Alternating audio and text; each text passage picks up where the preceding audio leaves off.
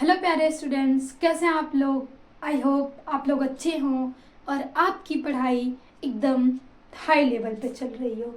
तो आज हम डिस्कशन करेंगे एक बहुत ही छोटा सा टॉपिक, लेकिन भाई कभी छोटे को छोटा नहीं समझना चाहिए, क्योंकि अभी एग्जाम में आ जाए और नहीं आया तो हो गया ना वो बहुत बड़ा, बहुत डिफिकल्ट टॉपिक। इसीलिए हमें हर एक को अच्छे से मतलब सबको बराबर की इम्पोर्टेंस देनी चाहिए, क्योंकि छोटा अब शायद अगर बड़ा है, मुझे ना है तो बड़ा हो ही सकता है। तो आज हम देखेंगे बिलगित गोले चालक की धारिता।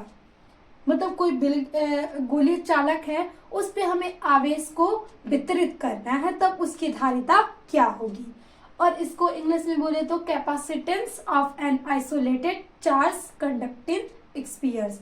तो हमें कोई कंडक्टिंग स्फीयर्स लेना है और उस पे हमें निकालना है। तो भाई स्फीयर्स की बात आती है तो सबसे पहले हम एक स्फीयर का निर्माण करते हैं। अब स्फीयर थोड़ा सा बेकार बने, लेकिन आप लोग कोऑपरेट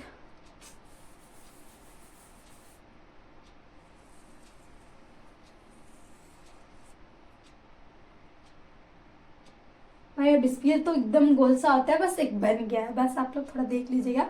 हमने एक स्फीयर बना लिया है। अब परफेक्ट तो बना ही नहीं सकते। हमने इसके केंद्र को मान लिया O, और केंद्र से परिधि तक की दूरी क्या होती है, त्रिज्या, और इसको मान लिया R।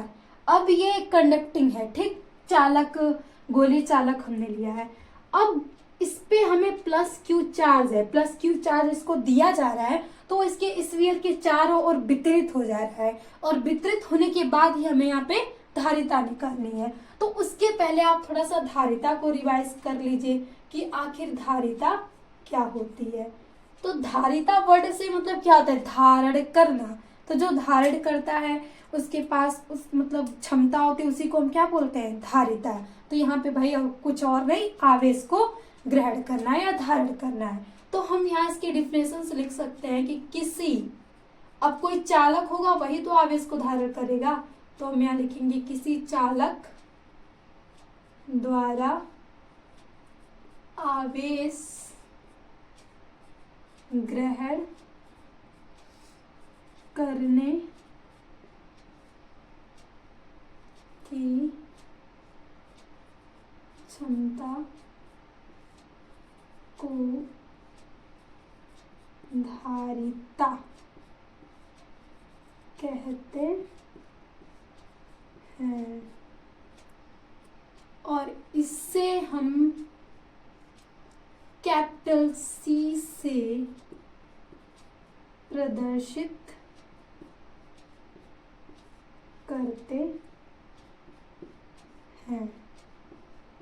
अब भाई धारण करने की क्षमता, हमने बताया था विभव को जो दूसरा नाम हम बोल सकते हैं क्षमता, तो वही हम यहाँ पे विभव याद रखेंगे। विभव यानी V और आवेश, कुछ इसमें ही तो संबंध होगा। तो जो C बराबर यहाँ से आता है Q/V, यही होता है आपके पास धारिता का इक्वेशंस। यहाँ से समझ में आ गया, Q क्या है, आवेश है, और V उसका वोल्ट है, क्षमता विभव वो बराबर ही होता है। अब हमने ये डेफिनेशन समझ ली, धारिता क्या है। अब हमें इस धारिता, कुछ आवेश इसको दे दी गया, और ये आवेश इस गोलीय चालक पे समान रूप से वितरित हो चुके हैं। यहाँ से ये इस तरीके से अगर हम मान ले तो ये वितरित हो चुके हैं। अब हमें यहाँ पे धारिता निकालनी है, जो कि हमने एक बिंदु मान लिया है, इसको हम यहीं पे प्लस क्यू चार्ज मान लेते हैं। अब एक चीज आप पढ़े होंगे, विभव बराबर क्या होता है, विभवांतर बराबर क्या होता है। तो हम यहाँ से लिखेंगे गोलीय चालक के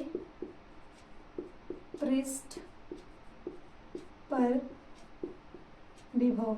अब भाई हम विभव निकालेंगे तभी तो हम धारिता जा सकते हैं कि इस गोलीय जो चालक है इस पे कितना पोटेंशियल है, मतलब चार्ज को ग्रहण करने का।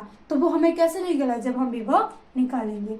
तो आप V बराबर एक फार्मूले से परिचित होंगे कि 1/4 पाई एप्सिलॉन नॉट Q/R, ये होता है V बराबर। अब हम यहाँ से इस इक्वेशन से लेंगे C बराबर Q/V से। इसे हम समीकरण नंबर 1 मान लें तो v का मान समीकरण, और इसे हम मान लेते हैं 2 में रखने पर। अब इसके आगे तो आप कर ही सकते हैं, लेकिन हम कर ही लेते हैं। c बराबर q को तो हम छोड़ देंगे वैसे ही, और v की जगह हम रख लेंगे 1/4πε0 q अपॉन r। त्रिज्या हमने माना है कि r है। अब इसे हम करते हैं सॉल्व भाई, क्योंकि ये हमें अच्छा लग नहीं रहा है, इतना बड़ा सा हम क्यों याद करें, हम इसे करेंगे सॉल्व। तो हम यहाँ लिख सकते हैं c बराबर, देखिए यहाँ पे बट्टे में है, मतलब 1/4πε0 r है, या q अपॉन 4πε0 r है। तो इसमें जब हम ऊपर भेजते हैं तो ऊपर का नीचे और नीचे का ऊपर हो जाता है, मल्टीप्लाई में होता है। तो ये q मल्टीप्लाई 4πε0 r और नीचे हो जाएगा q। अब यार q से q तो कट गया, अब तो ये बहुत ही सिंपल बन गया। पहले ये इतना डरावना सा दिख रहा था, अब ये देखिए 4πε0 r, इतना सिंपल सा हो चुका। तो यही होता है लाभ कि हम थोड़ा सा दिमाग लगा के ये जो बड़े बड़े बड़े भयंकर से फार्मूले आते हैं उनको सॉल्व कर लेते हैं। और यही फार्मूला होता है विलगित गोलीय चालक की धारिता का और capacitance of an isolated charge sphere. अब देखिए यहाँ से सी क्या है, धारिता है। कभी कभी बच्चे भूल जाते हैं धारिता। और एप्सिलॉन नॉट क्या है, निर्वात में विद्युतशीलता, और आर तो है त्रिज्या। अब त्रिज्या तो किसी गोले की ही हो सकती है। तो ये हो गया हमारे पास इस फार्मूले में क्या, और इस फार्मूले को आपको याद रखना है, और इस पे आएंगे न्यूमेरिकल्स, और फार्मूला याद रहेगा तो आप न्यूमेरिकल्स को यूं सॉल्व कर सकते हैं। तो ये इतना छोटा सा टॉपिक था, लेकिन इम्पॉर्टेंट है, पूछ सकता है। और ये फार्मूला तो बेहद इंपॉर्टेंट फार्मूला, तो आपको याद रखना ही रखना है। तो अगर आपको सेशंस अच्छा लगा हो तो please like share and subscribe कर दीजिएगा। अगर नए हैं तो चैनल को सब्सक्राइब करके बेल आइकन को दबा लीजिए कि आपको जो भी लेक्चर्स आए उसका नोटिफिकेशन मिल सके, ताकि जैसे नोटिफिकेशन मिलेगा ना तो आपको पता चलेगा कि हाँ क्लास है, तो आप थोड़ा पढ़ेंगे। तो ये सब होता है नोटिफिकेशंस के फायदे, मतलब जाते हैं। तो अब इसी के साथ हम मिलते हैं नेक्स्ट टॉपिक में, नेक्स्ट सेशन के साथ। और बस आप स्वस्थ रहें, अच्छे रहें, और अपनी पढ़ाई अच्छे से करते रहें। और हमारी बेस्ट विशेष आपके साथ ऑलवेज, हमेशा हमेशा है। तो थैंक यू, मिलते हैं नेक्स्ट सेशन में।